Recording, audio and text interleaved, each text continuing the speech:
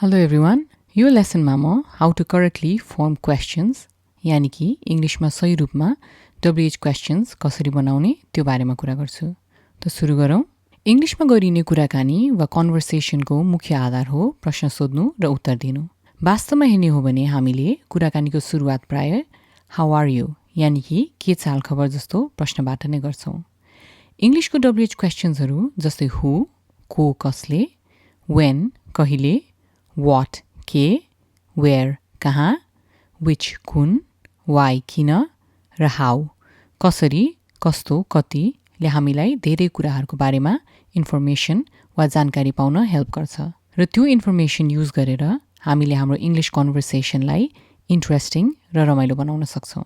तर यदि हामीले सही रूपमा प्रश्न बनाउन सकेनौं भने हाम्रो प्रश्न सोध्नुको गोल वा उद्देश्य पूरा हुन सक्दैन र हाम्रो कुराकानी बोरिङ हुन सक्छ। त्यही भएर इंग्लिशमा WH क्वेशन्स करेक्टली यानी कि सही रूपमा कसरी बनाउने त्यो हेरौं। इंग्लिशको WH क्वेशन्सहरू एउटा क्लियर स्ट्रक्चर फलो गरेर बनेका हुन्छन् र त्यो स्ट्रक्चरमा चारवटा पार्टहरू हुन्छन् जुन एउटा अर्डरमा बसेको हुन्छ।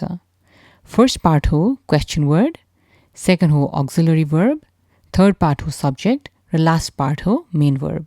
यो सुनेपछि ओहो कति धेरै पार्टहरू जस्तो लाग्न सक्छ, तर डोन्ट वरी, यी पार्टहरूलाई याद गर्नको लागि एउटा सजिलो फर्मुला एक्रोनिम छ र त्यो हो QWASM क्वाजम र यो फर्मुला सबै किसिमको टेन्सको लागि काम गर्छ। अब क्वाजमको फुल फर्मलाई डिटेलमा हेरौं। क्वाजमको फर्स्ट पार्ट QW को मतलब हो क्वेशन वर्ड र यसमा पर्छ who, when, what, why, which, where र how। सेकेन्ड पार्ट A जसको मतलब हो अक्सिलरी वर्ब यानी कि सहायक क्रिया। अक्सिलरी वर्बको एक्जाम्पलहरू हो do, does, did, am, were, are, have, has, had, will र modal auxiliary verb जस्तै should, can, may, would आदि। क्वाजमको थर्ड पार्ट हो S मतलब सब्जेक्ट। यहाँ सब्जेक्ट भन्नाले त्यो व्यक्ति हो जसको बारेमा क्वेशन सोधिँदैछ वा जसलाई हामी प्रश्न सोध्दैछौँ, जस्तै you, he, she, they, it, we अथवा प्रपर नेम जस्तै राम, हरि आदि। र लास्टको पार्ट M भनेको मेन वर्ब यानी कि मुख्य क्रिया जस्तै स्लीप, ड्रिंक, बाई आदि। अब क्वाजम एक्रोनिम युज गरेर WH क्वेशन्स बनाएर हेरौं। फर्स्ट एक्जाम्पल छ what do you think? तिम्रो विचार के छ? what do you think? यहाँ what हो क्वेशन वर्ड, do हो अक्सिलरी वर्ब, you हो सब्जेक्ट र think हो मेन वर्ब। यस्तै सेकेन्ड एक्जाम्पल छ why was he shouting? ऊ किन कराइरहेको थियो? why was he shouting?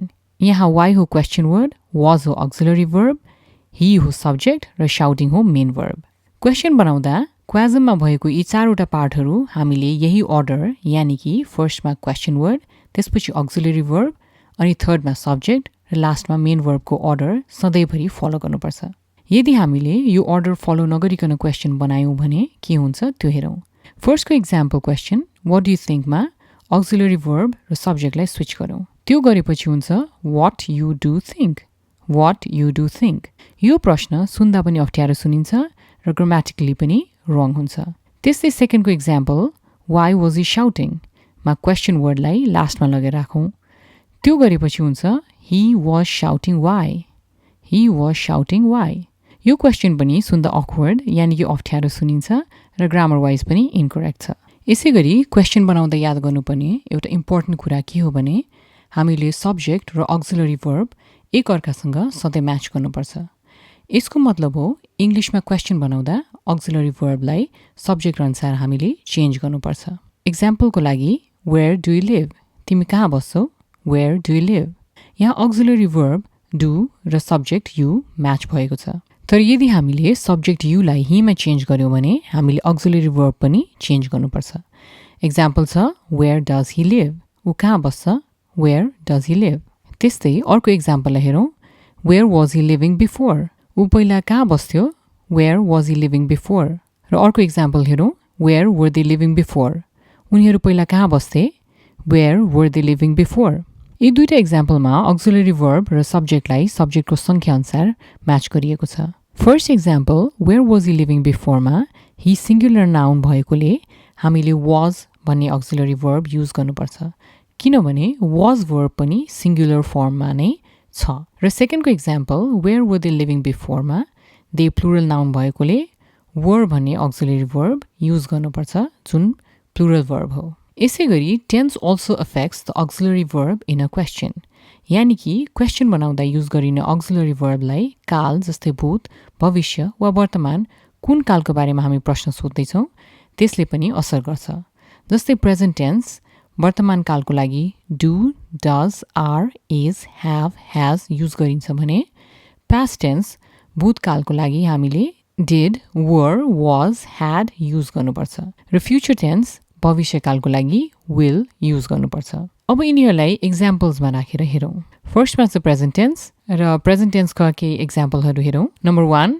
How many cars does he have उसँग कतिवटा कार छ how many cars does he have number 2 why is the baby crying बच्चा किन रुइरहेछ why is the baby crying number 3 what time are we meeting up for lunch हामी लन्चको लागि कति बजी भेट्दैछौँ what time are we meeting up for lunch number 4 what have they read lately उनीहरूले हालसालै के पढे what have they read lately अब पास्ट टेन्सका केही एक्जाम्पल क्वेसन्सहरू हेरौँ number 1 which foot did he break उसको कुन खुट्टा बाँचियो which foot did he break number 2 how did they learn English so fast उनीहरूले कसरी यति छिटो इङ्ग्लिस सिके how did they learn English so fast number 3 who were you talking to on the phone फोनमा कोसँग बोल्दै थियो who were you talking to on the phone number 4 मा छ what was mister P doing after the training mister P training पछि के गर्दै हुनुहुन्थ्यो what was mister P doing after the training अब फ्युचर टेन्सका केही क्वेसन्सहरूलाई हेरौँ नम्बर 1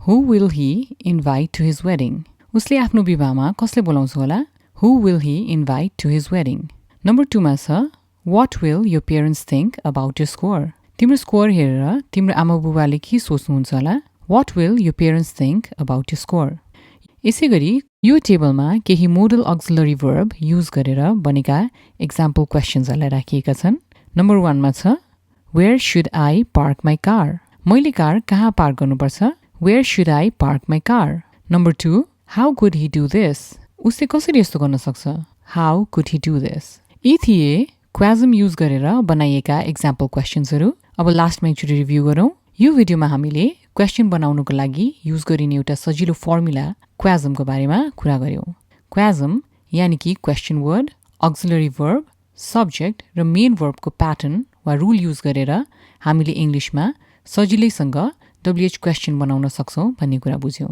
र अर्को पालि इङ्ग्लिसमा केही क्वेसन सोध्नु पर्यो भने यो फर्मुला पक्कै युज गर्नुहोला thank you for watching this video तपाईहरूको केही कमेन्ट्सहरू छ भने तल कमेन्ट बक्समा लेख्नुहोला र कृपया यो भिडियोलाई लाइक शेयर अनि सब्सक्राइब गर्नुहोला अर्को इङ्ग्लिस लेसनमा फेरि भेटौँला